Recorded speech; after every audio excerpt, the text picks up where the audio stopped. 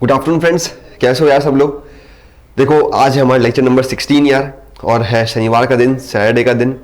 रोज की तरह हम शाम को 5 बजे यहाँ पे यूट्यूब पे लाइव मिल रहे हैं।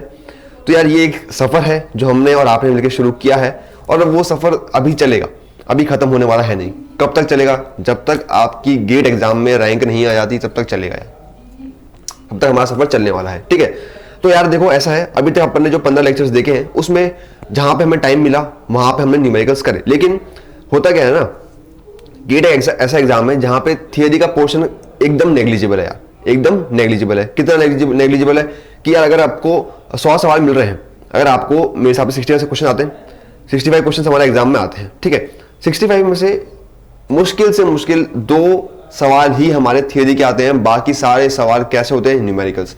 तो इसीलिए मैं आपके लिए एक न्यूमेरिकल्स का सेशन अलग से ही लेके आ गया हूं, ताकि यहां पे हम सिर्फ और सिर्फ न्यूमेरिकल्स की बात करेंगे। थियरी हमें सब हमने पढ़ ली है, उसी के ऊपर हम क्वेश्चंस करेंगे। ठीक है, अच्छा अब यार जब न्यूमेरिकल्स की बात हो रही तो आप पूछ रहे हो सर न्यूमेरिकल्स कौन कौन से होंगे? भाई हमने इतना सारा कुछ पढ़ लिया है, लेकिन किस टॉपिक के? तो ये न्यूमेरिकल्स सारे एकदम मिसक्रेनियस है। जितना भी हमने चीजें पढ़ी है बस उन्हीं के न्यूमेरिकल्स हैं। ठीक है, बस उसी के न्यूमेरिकल्स हैं। तो शुरुआत करी जाए फिर न्यूमेरिकल्स की। अच्छा, तो यार सबको पता है हमने जो फॉर्मूलेज जो हमने स्टार मार्क करे थे, सबको पता है हमने जो कंसेप्ट्स जो ध्यान में रखने को बताया था, मैंने वो सबको ध्यान है कि नहीं है? बस उन्हीं का यूज करके हमें आगे चलना है। ठीक है, तो फटाफट से चलते हैं यार कहां पे, हमारे पहले सवाल की तरफ। अब देखो यार, पहला सवाल आपके कंप्यूटर स्क्रीन पे कुछ इस प्रकार है, और क्वेश्चन को देख के डरना नहीं है यार, क्वेश्चन को देख के डरना नहीं है। भाई 5 लाइन का सवाल है, तो बहुत सारे बच्चे क्या करते हैं ना, 5 लाइन के सवाल में इसको भूल ही जाते हैं कि सर ये तो बहुत बड़ा है, होगा ही नहीं हमसे तो। लेकिन यार क्यों नहीं होगा ये बताओ, कि भाई क्यों नहीं होगा, कि भाई क्यों नहीं होगा ये बताओ मेरे को।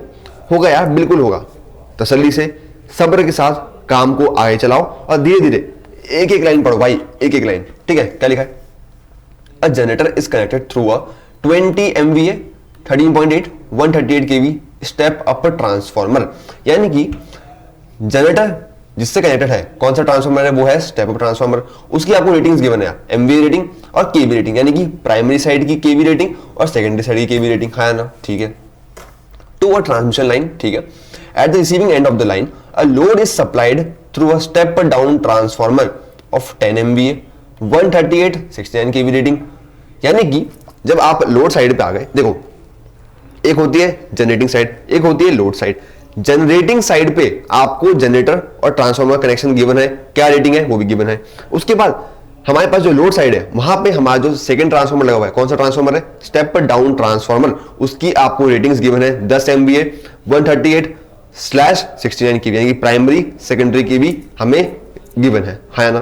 ठीक है, 0.72 per unit load evaluated on load side. इसको ध्यान सुनो, ऐसा लोड कितना? 0.72 पर यूनिट का आपने किस तरफ निकाला है? लोड साइड पे, ना कि जनरेटिंग साइड पे। Transformer ratings as base values of 10 MVA and 69 kV in load circuit. ठीक है, लोड सर्किट में जो हमने लोड निकाला पर यूनिट में, वो कितना निकाला है? 0.72 पर यूनिट हमने निकाल लिया है। ठीक है, पूछा क्या है? The value of the load in per unit in generator circuit. बात को ध्यान समझो यार, उसने पूरी रामायण कही, लेकिन बस उसने आपसे पूछा क्या है? आपसे बस इतनी सी बात पूछी है कि जब हम इसी लोड को, जो आपका 0.72 पर यूनिट लोड है, इसी लोड को अगर मैं जनरेटर साइड पर रिफर करता हूं, जनरेटर साइड पर रिफर करता हूं, तब मेरे पास उसकी पर यूनिट वैल्यू क्या आएगी? लोड का मतलब क्या है? हमें क्या निकालना है? हमें इंपीडेंस निकालना है, हमें इंपीडेंस निकालना है। भाई इंपीडेंस ही हमारा लोड है, इंपीडेंस ही हमारा लोड है। इसका मतलब वो पूछ रहा है यार आपसे कि मेरे को Z पर यूनिट की वैल्यू निकाल के दो। Z पर यूनिट की वैल्यू कब? जब आप इसी लोड को जनरेटर साइड पर रिफर करते हो। तो इसका मतलब क्या है? when the load is referred to generating side। अभी हम लोड साइड की बात आपको क्वेश्चन में गिवन है, लेकिन हमें किसका निकालना है? हमें जनरेटिंग साइड का निकालना है। when the load is referred to generating side। ठीक है, पक्की बात है। अब यार देखो, जनरेटिंग साइड पे अगर आपको Z पर यूनिट की वैल्यू निकालनी है, तो क्या किसी को कोई आइडिया है कि हम कैसे निकाल सकते हैं? किसी को भी अगर हल्का सा भी आइडिया है तो आप बताओ यार कि सर हम ऐसे कर सकते हैं। कमेंट सेक्शन आपके लिए हमेशा खुले हैं, आप वहां पे कमेंट्स कर सकते हो कि सर इसको आप ऐसे प्रोसीड करो, इसमें आप ऐसे कर सकते हो, इसमें हम इस तरह से आंसर ला सकते हैं। तो वो जो अभी आप बता सकते हो बताओ फटाफट से। देखो मैं आपको बताता हूं यार कि जब हम जनरेटिंग साइड पे लोड को लेके आएंगे तो हमने सीधा सीधा सबसे बेसिक और सबसे important formula per unit system का देखा था। कौन सा? अब आप बोलोगे सर वो तो हमें याद ही नहीं है। तो भाई याद क्यों नहीं है? अरे यार याद क्यों नहीं है? मैंने बोला था ना कि चांद तारे फूल पत्ती सब लगा लो, क्योंकि कहीं ना कहीं फॉर्मूलेस आपके काम में आएंगे। नहीं याद रखोगे यार तो फिर वही दिक्कत होगी जो अभी हो रही है, मेरे को बार बार सारे फॉर्मूले यहां पे लिखने पड़ेंगे। फॉर्मूले लिखने में और फॉर्मूले याद करने में फर्क है। तो मैं क्या कह रहा हूं, फॉर्मूले आप जो हमें याद करने हैं, सारे नहीं, जितने मैं आपको बता रहा हूं कि यार वो आपको याद करने हैं, वो आपको याद होने चाहिए इन एनी केस। ठीक है, केवी बेस ओल्ड न्यू और होल स्क्वायर, है ना? बात क्लियर है? हाँ भैया बात क्लियर है यहां तक? तो यार हमारे पास ये एक ऐसा फॉर्मूला है जो आपको लोड की नई वैल्यू देगा जब आपका बेस बदल रहा है, जब आपकी साइड बदल रही है। कभी आप लोड साइड पे हो, कभी आप जनरेटिंग साइड पे हो, तो जो भी आप चीजें चेंजेस कर रहे हो आपके सिस्टम में, उसकी जो नई वैल्यू है वो कौन देगा? हमारा जेड पर यूनिट न्यू दूध हमें दे देगा। ठीक है, अच्छा अब यार इसमें हमारे पास क्या क्या चीजें क्वेश्चन में गिवन है। देखो ये तो हमें निकालना है, जाहिर सी बात है। ठीक है, जेड पर यूनिट ओल्ड हमें क्वेश्चन में गिवन है कि यार जब हमने लोड साइड पे जब हमने इंपेडेंस निकाला तो कितना आया? सर वो हमारा 0.72 पर यूनिट आ गया। मैंने कहा ठीक है यार। उसके बाद एमवीए न्यू, यानी कि आप नया एमवीए क्या ले रहे हो? नया एमवीए जनरेटिंग साइड का लोगे, ना कि लोड साइड का। जनरेटिंग साइड पे कौन सा ट्रांसफॉर्मर है? आप बोलोगे सर वहां पे हमारा है स्टेप अप ट्रांसफॉर्मर, है ना? तो मैं फटाफट से क्या करता हूं, वैल्यू लिखना स्टार्ट करता हूं यार, ताकि आपको मैं एक एक करके समझाता भी जाऊंगा। 0.72 सबको पता है। ठीक है, अब बात आती है एमवीए न्यू की। हम कहां चल रहे हैं? हम जनरेटिंग साइड पे चल रहे हैं। जनरेटिंग साइड पे जो ट्रांसफॉर्मर लगा हुआ है उसकी एमवीए रेटिंग कितनी है? 20 एमवीए। एज इट इज यहां पे छाप दो। लोड साइड पे कितनी थी? 10। अब बात आती है किसकी? केवी रेटिंग की, यानी कि किलो वोल्ट रेटिंग। इधर आओ, यहां पे केवी रेटिंग में हमारे पास जो लोड साइड पे कितनी केवी रेटिंग थी, उसका बेस वैल्यू कितना था? आप बोलो सर वो तो 69 था। आप बोलो सर वो तो 69 था, है ना? अब जब हम चले कहां पे? अब हम कहां चल रहे हैं? हम जा रहे हैं हमारे जनरेटिंग साइड पे। बोलो जवाब दो भाई। हम लोग लोड साइड से जा रहे हैं जनरेटिंग साइड पे। अब यार लोड साइड पे कितनी रेटिंग थी? 69 केवी की। बेस रेटिंग की बात कर रहा हूं मैं, ये सारी वैल्यूज बेस में है। ठीक है, बेस रेटिंग कितनी थी? 69 केवी। जब आप इस लोड साइड को रिफर कर रहे हो कहां पे? जनरेटिंग साइड पे, तो वहां बेस रेटिंग कितनी है? ये गिवन है यार, ये देखो 13.8 केवी आपको गिवन है, यहां पे 69 केवी हमें गिवन है। तो हमें करना क्या है? हमें कुछ नहीं करना, बस उन्हीं वैल्यूज को आप यहां पे सब्स्टिट्यूट कर दो। 13.8 और ये स्क्वायर हो गया। इसे फटाफट सॉल्व करो, बताओ कितना आ रहा है? Z पर यूनिट न्यू हमारा कितना आएगा बताओ? ये कितना हो गया? 2 और 69 13.8 स्क्वायर करो फटाफट से।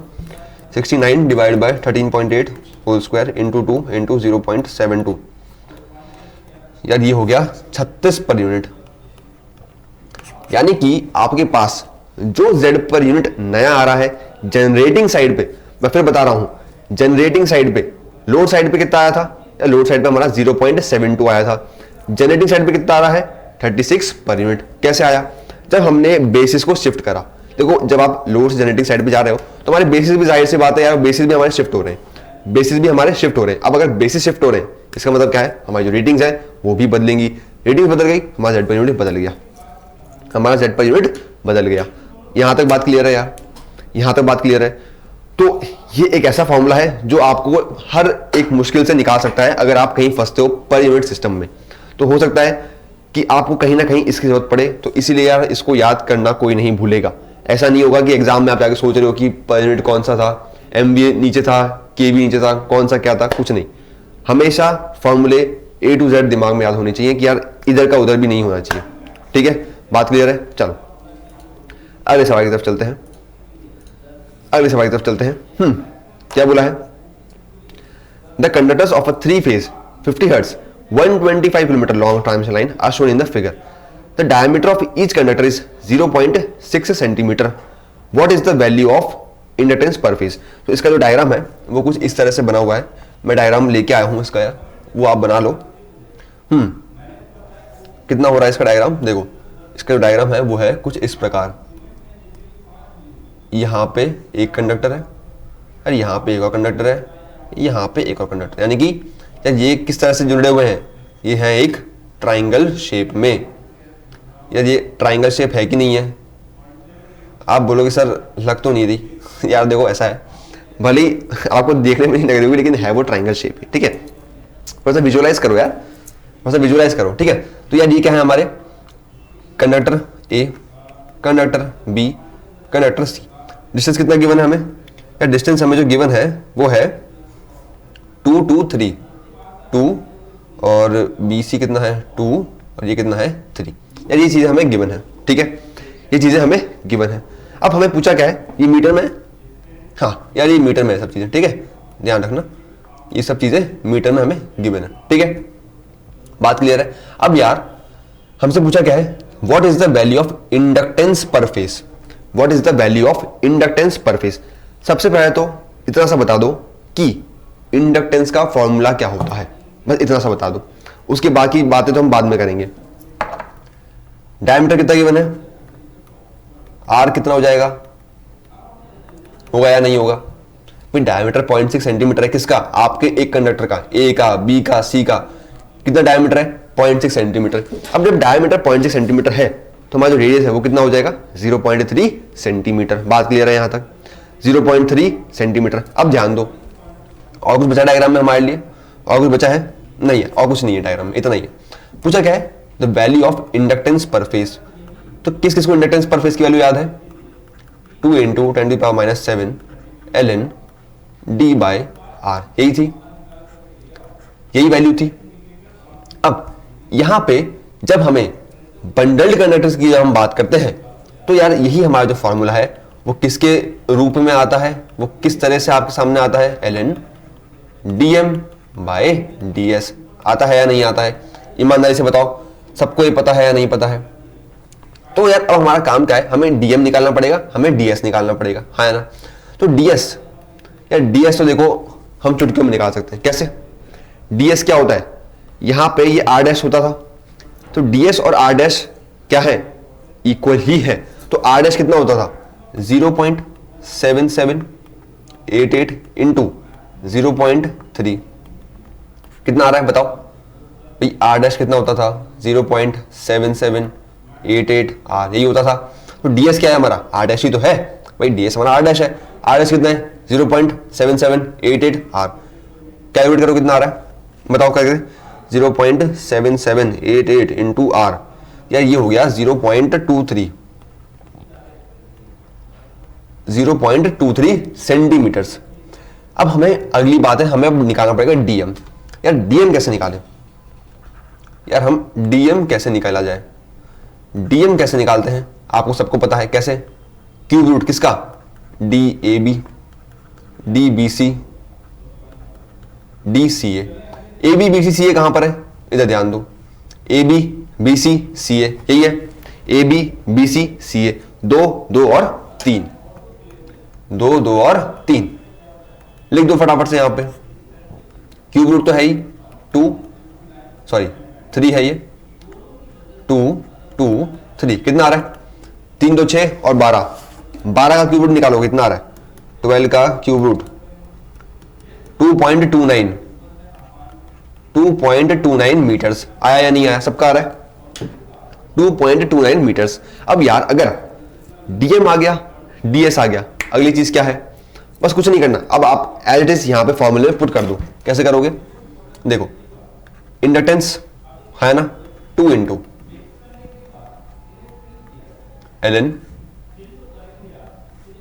ln dm/ds, dm कितना आया 2.29, ds कितना आया था 0.23 सेंटीमीटर, 0.23 इंटू 10⁻⁻², क्योंकि हमेशा मीटर्स में रखो, या तो सबको सेंटीमीटर में रख दो, सबको या फिर मीटर में रख दो। तो मैं 2.29 को मीटर में रख रहा हूं, तो 0.23 को भी मैं मीटर्स में ही रखूंगा। बात ध्यान में समझ में आ रही है सबको? बताओ भाई कितना आ रहा है, कैलकुलेट करो, ln 2.29 और डिवाइड बाय 0.23 इंटू 2 इंटू 10⁻⁷, यानी ये आ रहा है 1.38 ना, ये आ रहा है हमारा 1.38 इंटू 10⁻⁻6 हेनरी पर मीटर, हेनरी पर मीटर। पर यार देखो, हमें जो क्वेश्चन में गिवन था ना, वो क्या चीज गिवन थी यार, what is the value of inductance per phase, inductance per phase, यानी कि आपको ये आपने जो इंडक्टेंस निकाला है वो पर मीटर है। पहली बात तो आपको 125 किलोमीटर लॉन्ग लाइन का इंडक्टेंस निकालना है ना, यानी कि अब हमें इस इंडक्टेंस को 125 किलोमीटर के लिए बताना पड़ेगा। ये अभी सिर्फ 1 मीटर का है, हमें 125 किलोमीटर तक जाना है, यानी कि 1,25,00,000 मीटर तक जाना है। तो इसका मतलब सीधे सीधे हम क्या करेंगे, इसको मल्टीप्लाई कर दो। कैसे करोगे, कैसे करोगे? इंडक्टेंस फॉर 125 किलोमीटर्स हमारे पास अभी क्या है यार, 1.38 इंटू 10⁻⁻6 हेनरी पर मीटर।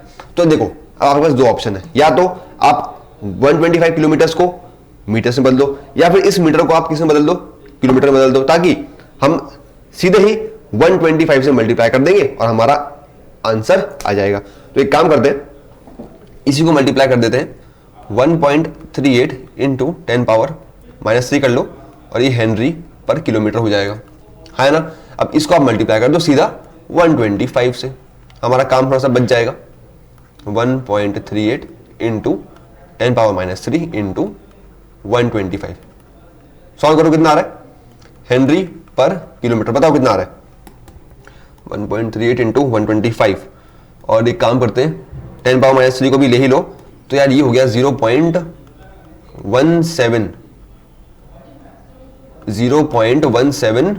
कितना आ रहा है, 25 हेनरीज। सबका आया या नहीं आया, जल्दी से बताओ यार, सबका आया या नहीं आया? देखो यार, हमसे इंडक्टेंस की वैल्यू पूछी थी पर फेज की, तो वो हमने निकाल दी यार कि भाई इतना इंडक्टेंस आ रहा है, लेकिन लेंथ ऑफ लाइन कितनी है, 125 किलोमीटर्स। तो हमें उस पूरे लेंथ के लिए हमें इंडक्टेंस निकालना पड़ेगा, यानी कि उसे आप 125 से मल्टीप्लाई करना नहीं भूलोगे। अगर आप एग्जाम में सिर्फ इतना आंसर लिख के आते हो ना, तो ये आपका आंसर गलत माना जाएगा। क्यों? क्योंकि ये आपने 1 मीटर का निकाल दिया, हमें किलोमीटर का चाहिए, वो भी 125 किलोमीटर। तो क्वेश्चन को सब लोग ध्यान से पढ़ो और समझो, what is the value of inductance per phase, यानी कि पूरी लाइन का पर फेज इंडक्टेंस कितना है, वो है हमारा 0.1725 हेनरी। भैया बात यहां तक क्लियर है तो अपन आगे चलते हैं, नहीं है तो बताओ, नहीं है तो बताओ, वरना फिर अपन आगे चले।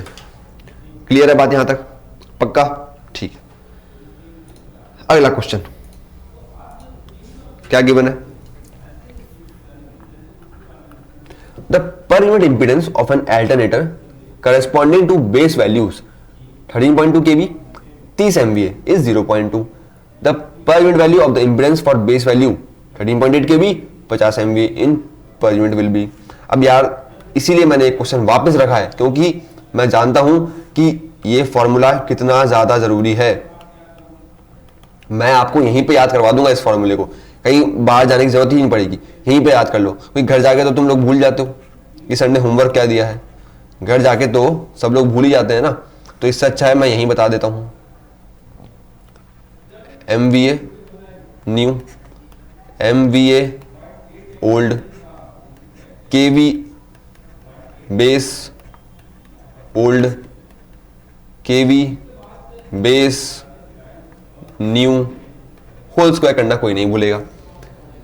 पूछा क्या है आपसे यार, आपने क्वेश्चन में ये पूछा गया है कि यार एक बेस पे इतनी पर यूनिट वैल्यू आ रही है। जब हमने बेस बदल दिया, जब हमने वो बेस ही बदल दिया, तो अब आप बताओ कि उस केस में पर यूनिट की वैल्यू क्या आएगी। हमें पता है, हमें पता ही है, हम अभी करके भी आ रहे हैं, हमें अभी करके भी आ रहे हैं, जस्ट अभी एक सवाल पहले यही था हमारे पास। कितनी वैल्यू है, 0.2। नया बेस कितना है, MVA 50। पुराना कितना है सर, पुराना तो 30 था हमारे पास, ठीक है लिख दो। नया KV कितना है सर, 13.8 है। पुराना कितना था सर, 13.2 था। होल स्क्वायर कर दो और आंसर भी बता दो कितना आ रहा है, बस कैलकुलेट करो कितना आ रहा है। देखो 50/30 उसके बाद 13.8 अपॉन 13.2, 13.2 और स्क्वायर इंटू 0.2, कितना आ रहा है बताओ? मेरा तो आ गया है, बताओ भाई कितना आ रहा है, फिर आगे चले।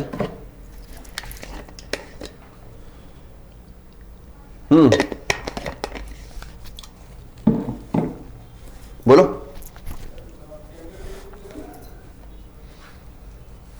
यहां पे हम लोगों ने शायद यहां पे ये मिस्टेक हुई है ना, आपको यहां पे केबी की ओल्ड वाली बेस रखना था, हमें 13.8 रख दिया ना, इसको थोड़ा सा रीराइट करेंगे, यहां पे मिस्टेक हुई है। 13.2 ऊपर आएगा यार और 13.8 नीचे, ठीक है। ध्यान रखो केवी का जो पुराना था, यानी जो पुराना बेस था किसका, वोल्टेज का, वो हमें न्यूमरेटर में रखना है और डिनोमिनेटर में क्या रखना है, नया बेस केवी का। अब सॉल्व करो, फिर से करना पड़ेगा शायद मेरे को भी। 0.2 into 50 5/3 into 13.2 whole square divide by 13.8 whole square, कितना आ रहा है? हाँ अब बताओ, अब सही आएगा। वो शायद मिस्टेक हो गई थी, 13.8 13.2 उल्टा हो गया था, तुम्हारा आंसर भी उल्टा ही आ रहा था। चलो बताओ कितना आ रहा है? किसी का भी आया यार? हमारे पास जो आंसर आ रहा है वो 0.305 पर यूनिट आया है। यानी कि यार जब आपने बेसिस बदल दिए तो आपका जो बेस वैल्यू है किसका, इंपीडेंस का, वो भी चेंज हो गया, हाँ या ना? वो भी यार चेंज हो चुका है। पक्की बात है, क्लियर है? ठीक है, चले अगले सवाल की तरफ। ठीक है यार, नेक्स्ट क्वेश्चन बताओ भाई क्या पूछा है इसने। अ 3-phase transmission line has its conductors at the corners of an equilateral triangle with side 3.5 meters। Diagram बना लेते हैं सबसे पहले हमारा जो काम है वो किसका है, डायग्राम बनाने का। तो बिना कुछ सोचे समझे आप तो क्या करो, डायग्राम बना लो।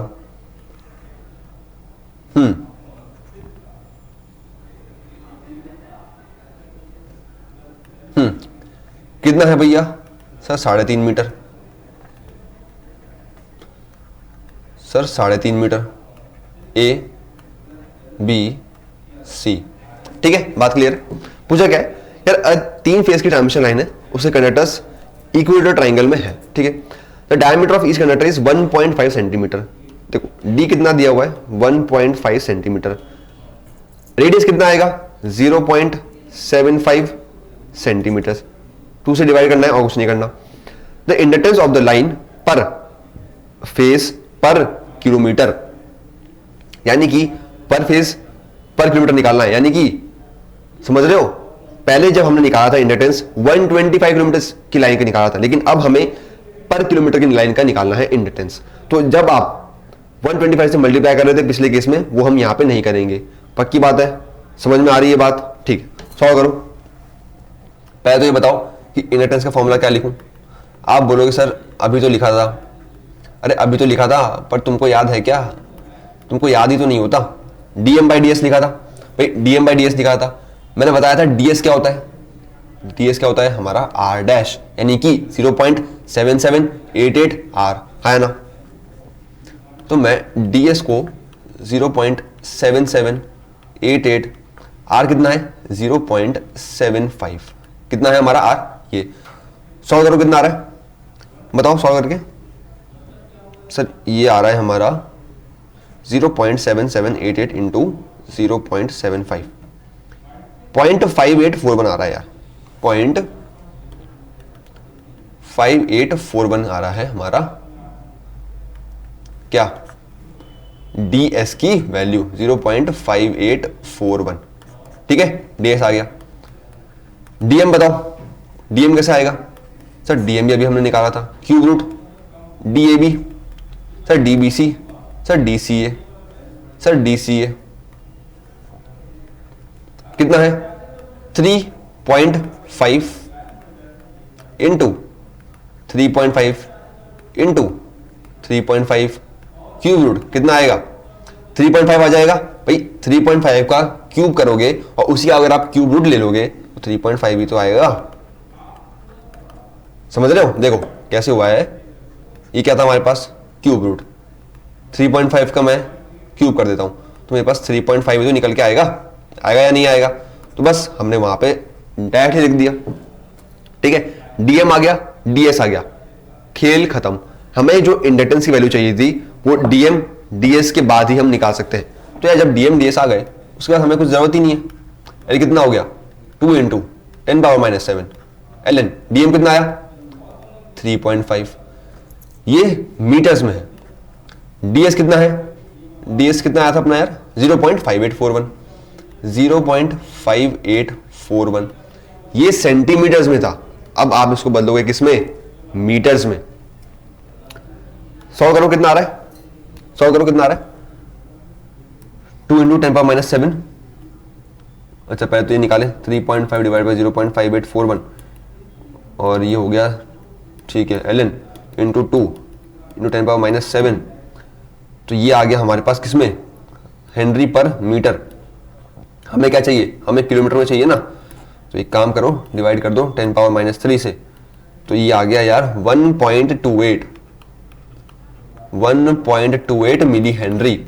और ये इंडक्टेंस कैसा है, इसको मैं लिखूं तो पर फेज पर किलोमीटर है ये इंडक्टेंस। यानी कि आपकी जो लाइन है उसके पर फेज में पर किलोमीटर पे कितना इंडक्टेंस मिलेगा, 1.28 मिली हेनरीज। ठीक है, बात समझ में आ रही है?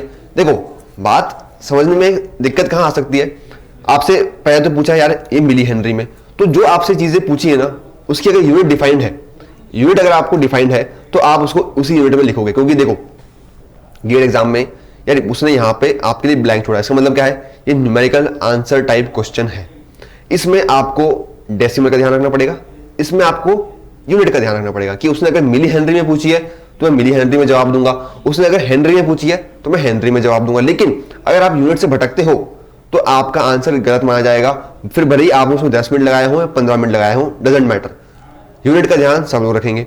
उसके बाद दूसरी बात क्या है, यहां पे बड़े बड़े अक्षरों में लिखा हुआ है पर फेज पर किलोमीटर, पर फेज पर किलोमीटर। यानी कि जब आप निकालोगे इंडक्टेंस तो वो मीटर्स में आएगा, क्योंकि हम सब कुछ मीटर्स में रख रहे हैं, हमने डीएम मीटर्स में रखा, हमने डीएस मीटर्स में रखा।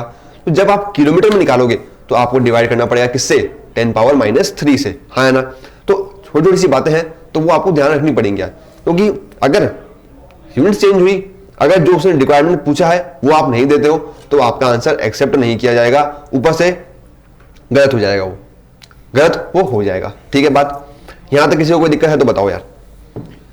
तो यार हमारा जो आज का लेक्चर था वो यही था कि हमें न्यूमेरिकल्स की, हमें फॉर्मूलेस की प्रैक्टिस करनी है। और जितना भी अभी हमने पढ़ा है उसमें सबसे इंपॉर्टेंट फॉर्मूला कौन सा था, जेड पर यूनिट का। दूसरा इंपॉर्टेंट फॉर्मूला किसका था, दूसरा किसका था, हमारा इंडक्टेंस। तीसरा हमारा कैपेसिटेंस। कैपेसिटेंस के क्वेश्चन मैंने आपको पहले ही करवा दिए हैं, हाँ ना।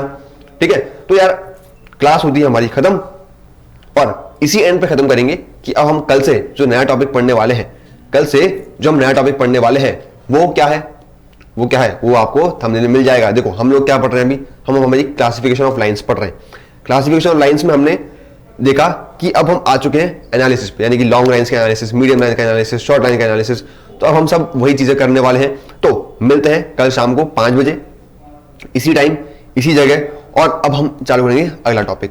फिर जब टॉपिक खत्म हो जाएगा फिर से कुछ सवाल करेंगे यार, क्योंकि सवालों के बिना काम नहीं चलेगा। ठीक है, सवालों के बिना काम नहीं चलेगा। मिलते हैं फिर कल शाम को 5 बजे। Thank you and keep revising, keep practising. Practice more number of questions, ताकि आपके जो कंसेप्ट्स हैं, आपके जो वीक पॉइंट्स हैं वो यार क्लियर हो सके। ठीक है, यहां पे मैं करवाता हूं लेकिन आपको घर पे भी प्रैक्टिस करनी है। ठीक है, तो मिलते हैं कल शाम को 5 बजे। Thank you.